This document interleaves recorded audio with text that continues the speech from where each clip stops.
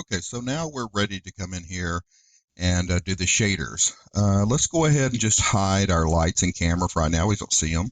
So if you just go up here to our display tab and click lights and cameras, and that'll just hide those from us so we don't, all we can see is our geometry.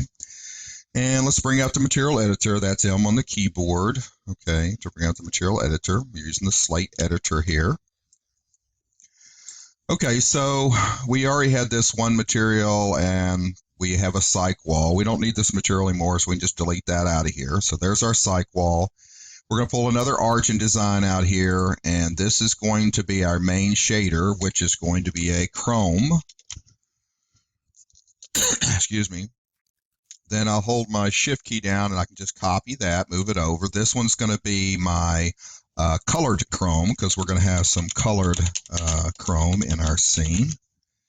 And then we're going to copy it one more time, and this one's going to be colored glass. Now be sure you're double clicking on this. When it has a little white line around it, then you know that's what you're adjusting, because it's easy to actually be adjusting something and it's the wrong one over here. And so we're going to call this one colored glass. You always want to name your shaders so we know what they go on. Okay, so what we need to do here is we're going to have to come in here and we're going to have to open these groups. So go group, open, and let's see, we need to open that group and we need to open this group. Okay. Now, initially what we can do is just Control A and select everything, and then holding down the Alt key, deselect the background. That way everything's selected. And we'll go ahead and put this chrome on that. Okay, go ahead and put that. We'll put chrome on everything first. Now, we have some preset templates over here, so be sure you're double clicking on that so that this is the one that's highlighted. And then we're going to go down here and we're going to click on chrome, and that'll make a nice chrome material on here. Now, this color chrome, we'll double click on that. And we're going to do the same thing here. Go down and tell it to be chrome. Okay. And then what we're going to do is in our reflection color map right here, our reflection color map, we're going to pull in and we're going to go to standard and we're going to put a color correction node. This will allow us to run a color in there. Okay, so double click on it so its parameters will come up in here. And I'm going to go in and put a color in here. Now, the piece we're going from is green, but I'm going to let you guys do whatever color you want in here, okay? But we need to be very, very subtle. I don't want this to be electric colors in my face. These are subtle color tonations. So I'm going to go with the subtle green in here. And then that's going to go on these boxes. So I need to pick these boxes, hold down my control key, and then I'm going to put that on those. Okay. And then I'm going to take this color node for right now, and I'm going to put it into my color glass. Okay. So I'm going to pull out here, and we're putting it in the refraction color map, I'm sorry, double click on this one. We have to set this one a template, and we're going to set it for glass physical, and then you'll have to replug that back in. That goes into the refraction color map. Okay, and then the glass pieces are these front two pieces, and so then we apply that to those. Okay, so we initially have our shaders initially done. So let's just go ahead and do a render region. So we'll bring our render window up, and we're going to do a region render. And this will allow us to draw a little box, and I'm going to draw it around here so I see some of each one of these pieces, and then we'll render from here. And we're going to pause it while we render. Okay, so here's our render, and we've got our color in there. Now, the thing is that there's too much color in the glass and there's not enough. The chrome needs to be a little bit darker, okay? So what we're going to do in our material editor is we're going to hold down our shift key and we're going to clone this color node, okay? And then we're going to unplug it from our colored chrome and then plug this one back in. That's in our reflection color slot. Then on this one, which is our chrome, we're going to double click on this one. And what we're going to do on this color is we're going to add a little more color to it. So go up a little bit more, and we're going to make it darker. something like that, which will punch it out a little bit more. Okay. Then on our glass, we're going to double click on that one. And then what we're going to do on that one is lower the amount of color that's in it. Pull this back down. Okay. It'll almost seem white, but it's still got a little bit of color in it, and that will make that better. Now, another thing that we want to do is we want to punch our chromes up a little bit, because all they're doing is reflecting what's in the scene. So a little trick that we can do is to have them reflect a HDRI map. So we're going to right click in here. We're going to go to Maps, Mental Ray, and then we're going to pull back and get this Environment Background Switcher. Okay, a switcher allows us to put two different bitmaps in, one for the background and one for the reflection. To plug that in, we're going to go to Rendering, Environment. That'll bring your environment setting up, which is the one we had before where we were doing our exposure control. And this is our environment slot right here. So we're going to drag this and drop it into that slot, okay, as an instance. We want an instance, that way if we adjust this, it adjusts back to that. Okay, you can close that window now. Now what we want to do is to come into this, and we're going to leave the background black, but in the environment slot, this is what's going to reflect into our objects. We're going to click on here, pull into the background, go to Standard Bitmap. It'll allow us to load a bitmap in here.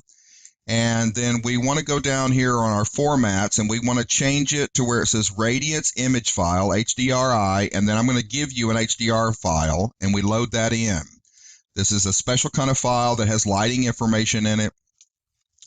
And then we're going to have it wrap around our environment. Now, we have to do some settings on it, so you want to double click on it here. And right here where it says texture, okay, when you bring a bitmap in, it kind of defaults and thinks you want to add it as a texture on an object. We don't want it. We want it as an environment, so click on environment. And then by default, it's an environment projected straight from the front, and we don't want that. We wanted a spherical environment. So in other words, it's going to create a dome around our world to add reflections to our objects, okay? Now, another thing I'm going to do is to customize our cyc wall, because one of the things I want to do is I want us to have reflection down below it, but I don't want reflections in the back because our lights will cast some funny reflections back there. So we're going to do a little special thing here, and what I'm going to do is to pull out a blend node. This is under standard, a blend node. Okay, now it'll have two standard nodes associated with it. By the way, you see this button right up here? This is Move Children. By default, this is off, so everything moves independently. If you turn that on, then I can move these independently, but when I pick the mother node, they'll move together, which is easier. Okay, we don't need these. We're going to delete these, and then we're going to plug this cyc wall into the first one. And then we're going to hold down our shift key, and we're going to make this one, and this one we're going to name Cyc Wall Reflection.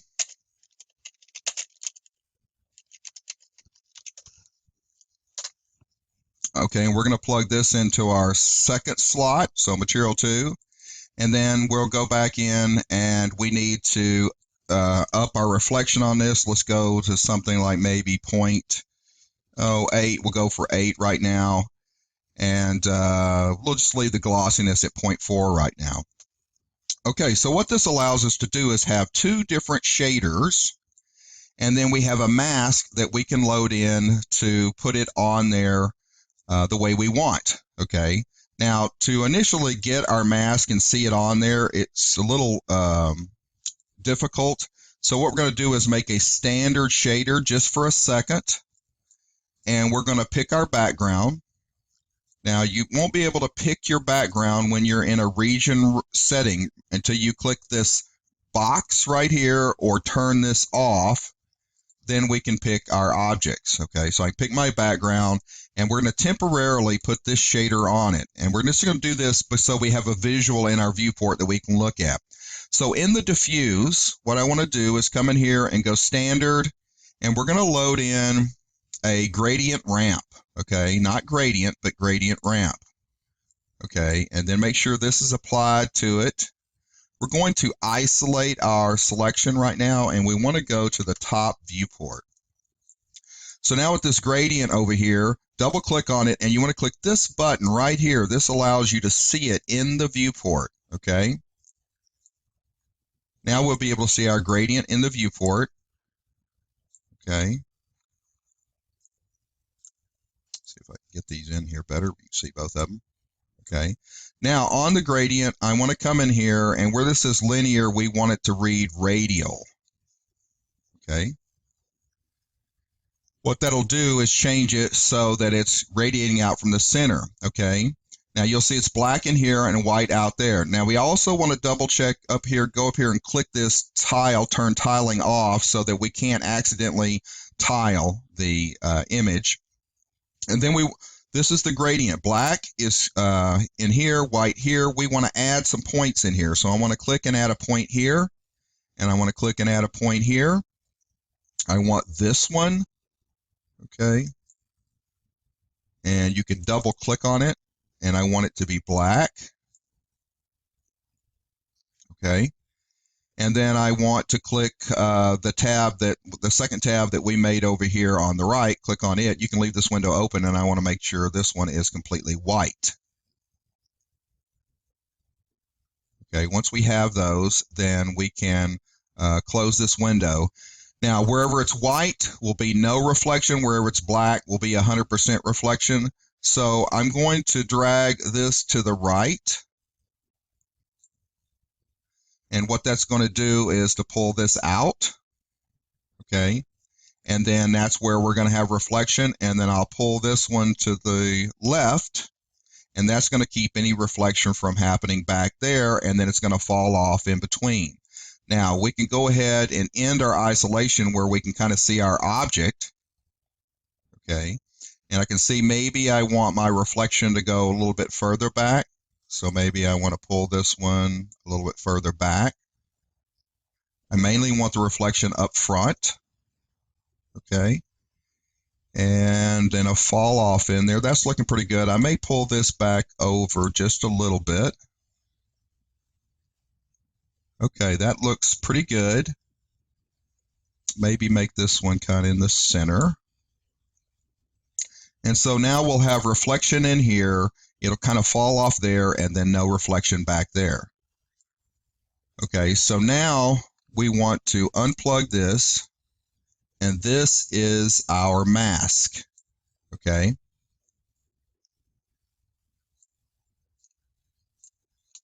And then we don't need this node anymore.